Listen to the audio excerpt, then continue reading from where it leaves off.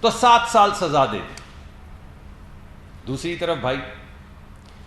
طرف ملک ریاض سے 450 کنال زمین لینے کے بعد اس کو $250 ملین کا فائدہ دے دیا اور کہا کہ یہ تو صادق اور امین ہے.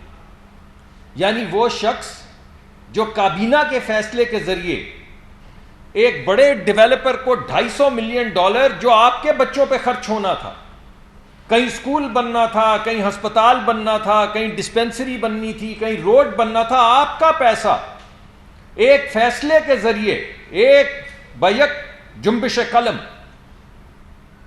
ایک اپنے ایسے شخص کو جو آپ کی کیمپینز چلواتا ہے، جس نے آپ کو اور بیگم صاحبہ کو 450 کنال زمین دی، آپ نے اس کو تحفے میں دے دیا، اور عدلیہ نے کیا کہا کہ یہ صادق اور امین ہے. آپ نے 3 ملین پاؤنڈ لیے عارف نقوی صاحب سے اور ان کو $1 ارب، آج کل میں 300 ارب روپے کا فائدہ دے دیا. ایک کمٹمنٹ جو تھی، کانٹریکٹ میں لکھا ہوا تھا کہ وہ کراچی کے لوگوں کی سہولت پیدا کرنے کے لیے بجلی کا ایک نیا کارخانہ لگائیں گے $1 ارب کا، دتانگ کول پروجیکٹ. ان سے 2-3 ملین پاؤنڈ لے کے انہیں $1 ارب کی 300 ارب روپے کی چھٹی دے دی، پھر بھی صادق اور امین رہے. تو گمان میں تو آتا ہے کہ یہ کچھ گڑبڑ لگ رہی ہے.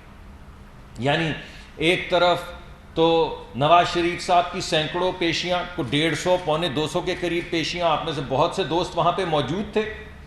صبح 4 گھنٹے 5 گھنٹے آؤ، پیشی پہ 2 گھنٹے رہو، پھر واپس جاؤ، اگلے دن پھر صبح 4 گھنٹے گاڑی چلا کے واپس آؤ، اور ایک دن کی چھٹی نہیں ملی، 1.5 پونے 200 پیشیوں میں نہ بیٹی کو اور نہ انہیں 1 دن کی پیشی نہیں ملی. سینکڑوں پیشیاں، دوسری طرف سینکڑوں ضمانتیں. ایسے لگتا ہے جیسے ہول سیل میں، تھوک میں ضمانتیں مل رہی ہیں. ابھی کیس بھی نہیں ہوا ہوتا تو کبھی ایسا گمان میں آتا ہے کہ شاید ضمانت پہلے ہوگی، کیس بعد میں ہوگا. اور جواب کیا آتا ہے؟ وہی وکیل ہمارے، وہ جو اس وقت ہماری وکالت کر رہے تھے، وہی خان صاحب کی وہ جو وکیل ہیں، وہ ہمیں کہا کرتے تھے، بھلا سا نام میرے ذہن سے بھول رہا ہے، کہ آپ کو یہاں سے چھٹی نہیں مل سکتی، آپ کو چھٹی نہیں ملے گی، عدالت میں تو آپ کو پیش ہونا ہی ہوگا. اور اب جواب کیا آتا ہے کہ اچھا اب نہیں آ سکتے، آپ کل آ جائیے. کل نہیں آ سکے، چلیے پھر کیا ہے بھائی، پرسوں آ جائیں. چلے ہم شام تک عدالت کھلی رکھتے، شام کو آ جائیے. ارے شام کو نہیں آنا تو کوئی وکالت نامہ ہی بھیج دیجئے، کسی وکیل کو ہی بھیج دیجئے، مگر کچھ فرق نہیں پڑتا. تو آپ کو یہ پٹی بندھی نظر آتی ہے؟ ایک طرف سینکڑوں پیشیاں روز، اور ایک طرف سینکڑوں ضمانتیں روز. ایک طرف ہر صورت پیش ہونا ہے، دوسری طرف کل آ جائیے، پرسوں آ جائیے، شام کو آ جائیے، وکالت نامہ بھیج دیجئے. تو کچھ گڑبڑ نظر آتی ہے. اور یہ کوئی آج کی بات نہیں ہے، لگتا ایسا ہے تاریخی طور پہ کہ جب بھی آپ دیکھیں تو کوئی ایک آنکھ سے پٹی سرکا دی گئی ہے اور دوسری پھوڑ دی گئی ہے. بس یہ ہوا ہے تاریخی طور پہ ہماری عدالتوں کے ساتھ. کیوں کہتا ہوں میں یہ؟ بھائی آپ وہ جسٹس منیر والے فیصلے اٹھا کے دیکھ لیجئے، 1954 کی غالباً بات تھی. وہ ذرا فیصلہ اٹھا کے مولوی تمیز الدین صاحب والا دیکھیے اور سوچئے کہ کس کی آنکھ پھوڑی گئی اس دن. یا پھر جسٹس مولوی مشتاق والا فیصلہ جو بھٹو صاحب کا تھا، جس کی توثیق کی تھی جسٹس انوار الحق نے، وہ دیکھیے تو پھر سوچئے کہ کیا پٹی سرکائی گئی تھی یا پھوڑی گئی تھی.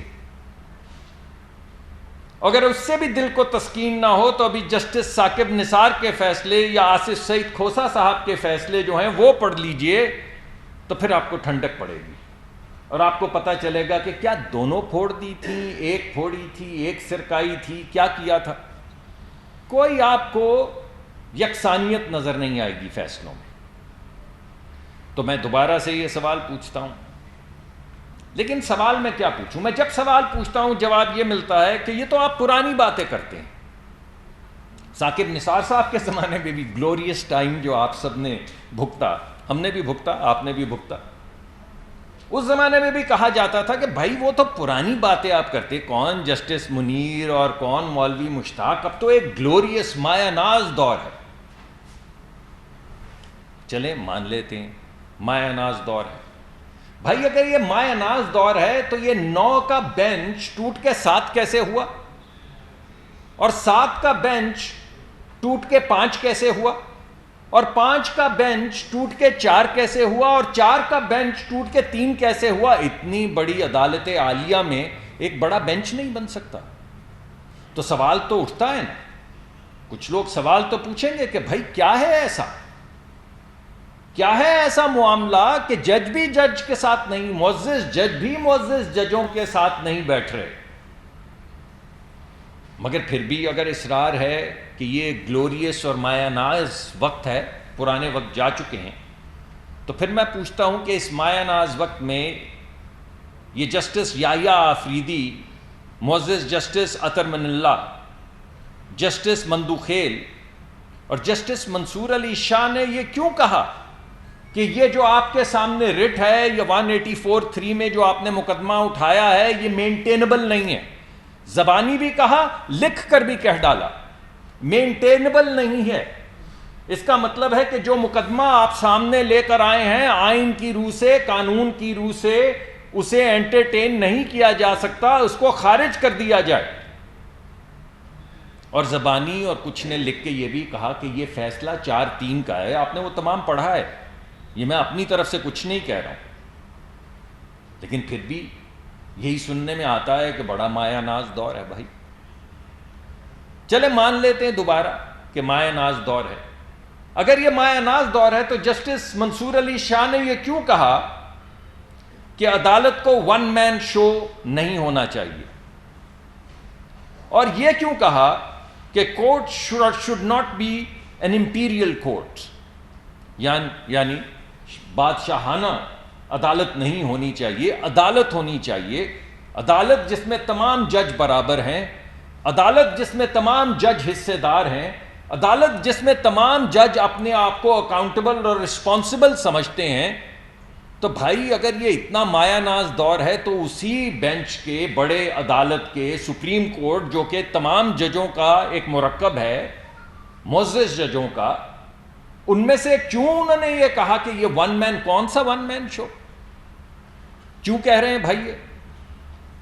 لیکن اگر آپ پھر بھی اصرار کریں کہ نہیں یہ بہت مایہ ناز دور ہے، تو پھر یہ جو جسٹس عطر من اللہ نے کہا ہے کہ ججز شوڈ ناٹ بی پالیٹیشنز ان روبس، یہ کیا بات ہوئی؟ اردو میں کیا اس کا ترجمہ ہوگا مجھے تو سمجھ نہیں آ رہی کہ جج کو سیاستدان نہیں ہونا چاہیے جس نے جبہ پہن رکھا ہو، جج کو جج ہونا چاہیے. تو یہ معزز جسٹس جو ہمارے ہیں عطر من اللہ صاحب، انہوں نے کاہے کو کہا بھائی؟ اور یہ انہوں نے کیوں کہا کہ it should not be seen that court is a part of a political strategy of one stakeholder, یعنی ایسا نہیں دکھنا چاہیے کہ عدالت ایک حصے دار ہے، ایک سیاسی، کیا اس کو کہیں گے، طرفدار ہے یا سیاسی حصے دار ہے. ایسا دکھنا نہیں چاہیے کہ کسی ایک سٹیک ہولڈر کی طرف کوئی سیاسی جھکاؤ ہے اور کسی سیاسی اسٹریٹجی کو آگے بڑھانے کے لیے عدلیہ کا استعمال ہو رہا ہے. ایسا دکھنا نہیں چاہیے. تو انہیں کیا دکھ رہا تھا بھائی جو ایک معزز جج نے یہ بات کی؟ تو ہمیں تو سمجھ نہیں آتی. اور پھر انہوں نے ریفرنس دیا بھٹو صاحب کا، بھٹو صاحب کی شہادت کا، بھٹو صاحب کے فیصلے کا. اور پھر انہوں نے یہ بھی کہا کہ یہ فیصلہ 4-3 کا ہے، جو پہلے بھی وہ چاروں جج کہہ چکے ہیں. لیکن اگر آپ پھر بھی مانیں کہ یہ ایک گلوریس ٹائم ہے، یہ ایک مایہ ناز وقت ہے، تو پھر میں کہوں گا کہ یہ جسٹس فائز عیسیٰ صاحب نے جو ابھی کچھ دن پہلے آپ کے سامنے وہ مسودہ آیا ہے، وہ کیا ہے؟ وہ بھی تو اسی معزز سپریم کورٹ کا حصہ ہیں. تو انہوں نے کیوں یہ پورا ریفرنس دیا کہ بھٹو صاحب کے وقت میں بھی یہ اپیل کی گئی تھی کہ فل بینچ بنا دیں، اور اگر بینچ بنا دیا ہوتا تو آج نہ ہمیں شرمندگی، یہ میں کہہ رہا ہوں، نہ ہمیں شرمندگی ہوتی، نہ آپ کو شرمندگی ہوتی، نہ عدلیہ کو شرمندگی ہوتی. تو آج بھی دوبارہ بینچ نہیں بنایا جا رہا. تو سوال یہ اٹھتا ہے کہ اس کے نتیجے کیا نکلیں گے. اور انہوں نے یہ جو لکھا آخر میں کہ using a jurisdiction that is not vested with the court is a violation of the constitutional oath and that of the constitution. تو یہ کیا ہے؟ یہ کیا لکھا انہوں نے؟ یعنی انہوں نے یہ لکھا، میں کچھ الفاظ میں کچھ پڑھنے کی کوشش کر رہا تھا، ہو سکتا ہے اوپر نیچے ہو جائے. تو جو مجھے جو سمجھ آئی اردو میں وہ یہ سمجھ آئی کہ کوئی ایک ایسا کیس، جیسا کہ انہوں نے پہلے کہہ دیا ہوا تھا کہ یہ مینٹینیبل نہیں ہے، ایک ایسا کیس جو مینٹینیبل نہ ہو اس کو مینٹین کیا جانا اوتھ کی وائلیشن، یعنی آئین کی وائلیشن. تو یہ کیوں جج ایسی تکرار کر رہے ہیں؟ ہمیں تو سمجھ نہیں آتا. ہم تو کوئی آئین قانون کو بہت نہیں سمجھتے، جو پڑھتے دیکھتے ہیں، آپ لوگوں سے سنتے ہیں، ٹیلی ویژن پہ دیکھتے ہیں، اسی کو سن کے کنفیوز ہوتے ہیں، پھر اپنا دماغ صاف کرنے کی کوشش کرتے ہیں. لیکن لگتا ہے ایسا ہے کہ ہم کچھ بہت زیادہ مایہ ناز وقت سے گزر رہے ہیں. ایک 3 کا بینچ جس کو فائز عیسیٰ صاحب ہیڈ کر رہے تھے، انہوں نے کہا کہ 184(3) یعنی سوو موٹو میں اس وقت کوئی اور مقدمہ نہیں چل سکتا. اگلے دن ایک ایڈمنسٹریٹو رجسٹرار کے فیصلے، ایک ایڈمنسٹریٹو فیصلے کے ذریعے ان کے فیصلے کو ہٹا دیا گیا، اور 3 ہی کے بینچ، یعنی 3 کے بینچ کو 4 نے نہیں، 5 نے نہیں، 10 نے نہیں، 12 نے نہیں سنا، 3 کے بینچ کو 3 نے سنا اور بولا اس کو چھوڑ دیں، وہ ایڈمنسٹریٹو آرڈر کے ذریعے ہم نے ختم کر دیا. ارے بھائی، اگر ختم ہو گیا تو پھر 6 کا بینچ کیوں بنانے کی ضرورت تھی؟ اگر وہ ایک ایڈمنسٹریٹو آرڈر کافی تھا تو اسی دن فیصلہ کرنے کے بعد 6 کا بینچ بنا کے اسے رد کرنے کی کیا ضرورت تھی؟ اور کرنا تھا تو فیصلے سے پہلے کر لیتے، فیصلے کے بعد کرنے کی کیا ضرورت تھی؟ حالانکہ مجھے تو ایک وکیل صاحب نے سمجھایا کہ ریویو میں بھی بھیجا جا سکتا تھا. ایک اچھا افضل طریقہ یہ تھا کہ اگر معترض تھے اس ججمنٹ پہ کوئی بھی تو اس کو ریویو میں بھیج دیتے، اسی بینچ کے پاس بھیج دیتے کہ آپ کے اس کو اوپر ذرا دوبارہ دیکھ لیں. بھائی بہت سے سوال ہیں. ایک طرف ایک مبینہ طور پہ آڈیو لیک آتی ہے تو ہمیں یہ پتہ چلتا ہے کہ عدالت ان کے ساتھ کھڑی ہے. ایک طرف ایک اور جج ہیں، ان کے ٹیکس پیڈ منی سے ان کی بیگم جو ہیں وہ کچھ پراپرٹیز خریدتی ہیں تو ہمیں یہ پتہ چلتا ہے کہ ان کے اوپر ریفرنس دائر ہوگا. ہم کس کے ساتھ ہیں، کس کے خلاف ہیں، ہم کسی کی ججمنٹ کو کویسچن نہیں کر سکتے، مگر کنفیوز ہونے کا حق تو ہمیں ہے. تو میں نے سوچا کہ میں اکیلا ہی کنفیوز کیوں رہوں، آپ کو بھی کنفیوز کیے دیتا ہوں. تو جو مجھے سمجھ نہیں آ رہی وہ میں آپ کے حوالے کیے دیتا ہوں. بہت سے سوال ہیں، کسی سوال کا جواب نہیں بن پاتا، تو میں یہ تمام سوال پھر آپ کے پاس چھوڑے جاتا ہوں. اس کا نقصان کیا ہوگا؟ اگر ان سوالات کے جواب نہ ملے تو کئی بھٹو شہید ہوں گے، کئی مرتبہ آئین پامال ہوگا، کئی ریکو ڈک ہوں گے. یہ غربت یوں ہی بڑھتی چلی جائے گی اور لوگوں میں اعتماد نہیں رہے گا. غریب آدمی جب دیکھے گا کہ اتنے طاقتور لوگوں کو بھی انصاف کبھی میسر اور کبھی نہیں میسر، تو ہماری کیا اوقات؟ یہ 220 کروڑ لوگوں کا ملک ہے، جس میں سے تقریباً 220 کروڑ غریب لوگ ہیں. تو اگر ان غریب لوگوں کا اعتماد ہم نے بحال نہیں کیا تو ہمارا مقصد فیل ہو جائے گا. تو یہ سوال میں آپ کے پاس بھی چھوڑ کر جاتا ہوں، اور یہ چاہوں گا کہ وہ لوگ جو اعلیٰ ترین منصب پہ فائز ہیں وہ ان کا جواب ضرور لے کر آئیں. بہت شکریہ. ظہیر صاحب سمجھ سے سر سوال یہ ہے کہ یہ کیا سر یہ بھی ہے کیونکہ جسٹس ناصر فائز عیسیٰ آگے آ رہے ہیں سپریم کورٹ آف پاکستان کے چیف جسٹس. اب انہوں نے آپ کو نوٹسز کی جو برمار کرنی تھی، وہ اب چیف جسٹس نہیں ہے، پھر بھی نوٹسز دے رہے ہیں، لیکن ان کو ایڈمنسٹریٹو پاور کے لیے ختم کر دیا جاتا ہے. تو ایک طرف سے یہ لیجسلیشن جو supreme court practice and procedure bill ہے وہ بینچ میں ان کے اختیارات کو محدود نہیں کر دے گا یا یہ مستقل اس معاملے کا حل ہے. دوسرا، آج ناصر زرداری صاحب نے ایک اسٹیٹمنٹ دیا ہے، آپ کی جو کیبنٹ کا حصہ ہے اور میٹنگ میں بھی بیٹھتے ہیں، گورنمنٹ گرینڈ لائلات کی طرف جا رہی ہے، کچھ سے مذاکرات ہیں؟ دیکھیے، پہلے سوال کے جواب میں تو میں آپ کو یہ کہوں گا کہ ہم سیاستدان ہیں، آپ ہماری بات بھلے سے مت سنیے ہماری بات. یہ جتنے معزز ججوں کے میں نے نام لیے ہیں یہ تو ہم میں سے نہیں ہیں. معترض تو اس وقت ان فیصلوں پہ اور ججوں پہ معزز جج جو ہیں ان پہ معزز جج معترض ہیں. آپ ہماری بات تو چھوڑ دیں. یعنی آپ ادارے کو مضبوط کرنا چاہتے ہیں یا آپ ایک شخص کو مضبوط کرنا چاہتے ہیں؟ یہ تو آپ سب کو معلوم ہے کہ جب شخص مضبوط ہو کوئی تو ادارہ کمزور ہوتا ہے. اور عدالت کے حکم کے مطابق، عدالت کی انٹرپریٹیشن کے مطابق، وزیر اعظم جو با اختیار تھا، جس کے پاس تمام طاقتیں تھیں، اس کو مصطفیٰ ایمپیکس کیس کے بعد بے اختیار کر دیا گیا اور کہا کہ تمام فیصلے فیڈرل گورنمنٹ یعنی کابینہ کے ہیں، وزیر اعظم کے نہیں. تو وہی بات عدالت پہ بھی تو لاگو ہوتی ہے کہ جس طرح آپ نے کہا کہ یہ کابینہ کے فیصلے ہیں جس کو فیڈرل گورنمنٹ کہا جاتا ہے، تو ہم سوال تو پوچھ سکتے ہیں کہ یہ جو فیصلے سامنے آ رہے ہیں، یہ بینچ جو بن رہے ہیں، وہ قانون جو ہم پہ لاگو ہے وہی قانون عدالت پہ کیوں لاگو نہیں؟ بھائی وہاں پہ بھی تو ایک بڑے سینئر جج ہیں. اگر آپ ان کی ایک کاؤنسل بنا دیتے ہیں اور وہ فیصلہ کرتے ہیں کہ 184 میں کیا انٹرٹین کیا جائے گا، کیا مینٹینیبل ہے، کیا مینٹینیبل نہیں ہے، اگر وہ فیصلہ کرتے ہیں کہ ایک ہی طرح کے بینچ بنے اور تمام ججوں کو یکساں طریقے سے مساوات سے کیسز دیے جائیں، ایسا نہ ہو کہ ایک کے پاس تمام کیسز ہوں اور دوسرے سینئر ترین جج کے پاس کچھ بھی نہیں.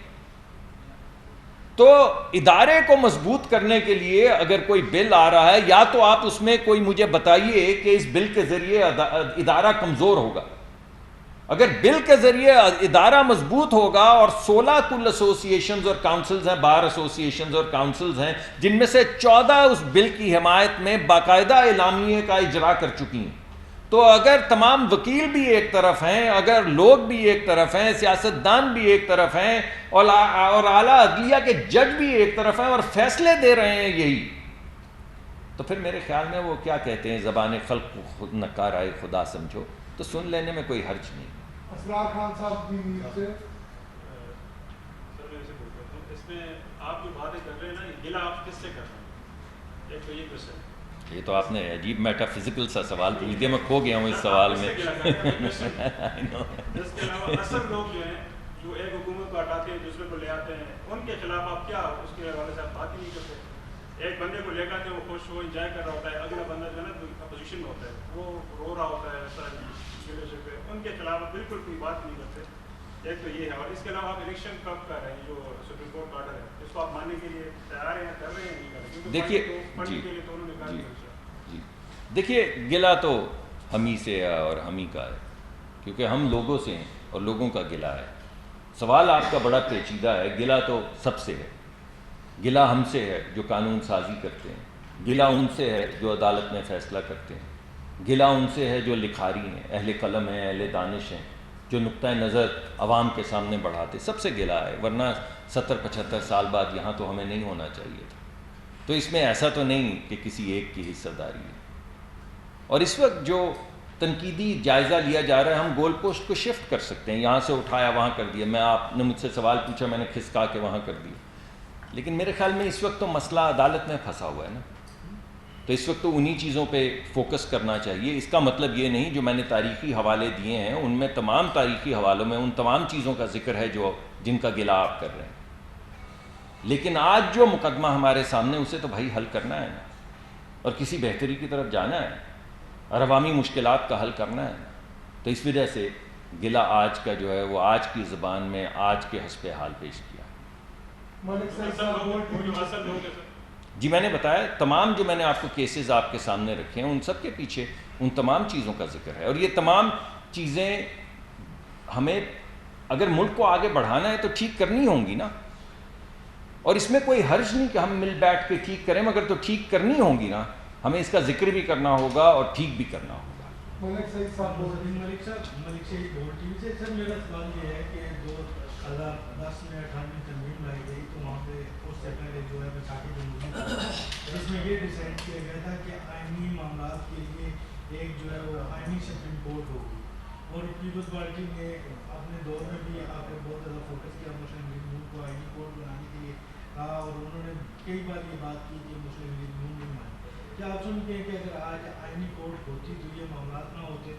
اور یہ کیا وجہ ہے کہ ہر بار مسلم لیگ نون کے ہی لوگ نے जो है वो अदलिया तकसीम मसली और बड़े मुस्लिम लीग नून के साथ भी होते हैं, इसका कोई प्रॉपर हल सामने नज़र नहीं आता।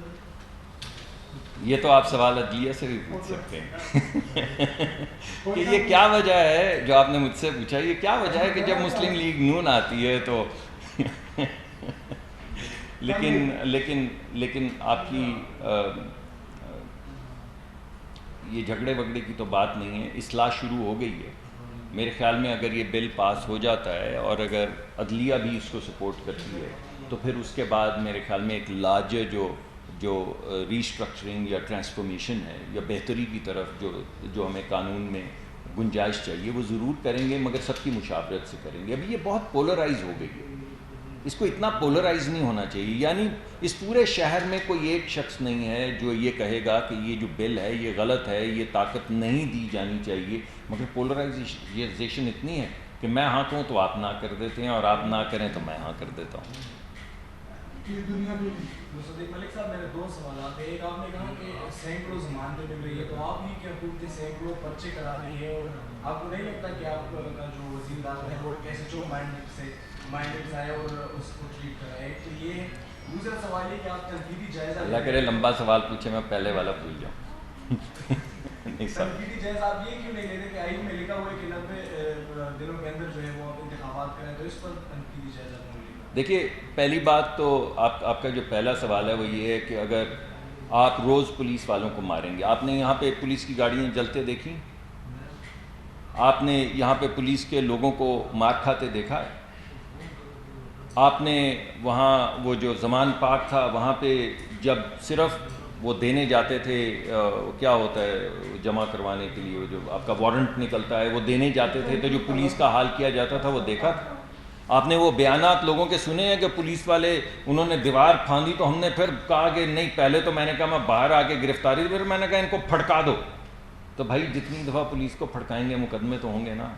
अगर गाड़ियाँ पुलिस की जलाएंगे तो क्या करें, मुकदमा नहीं करें? अगर आप ये समझते हैं नहीं होना चाहिए तो फिर जिस दिन हमारे घर का किसी ने घेराव किया, किसी जत्थे ने, या आपके घर का किसी जत्थे ने घेराव किया, तो फिर उस दिन कौन बचाने आएगा? यही पुलिस है ना।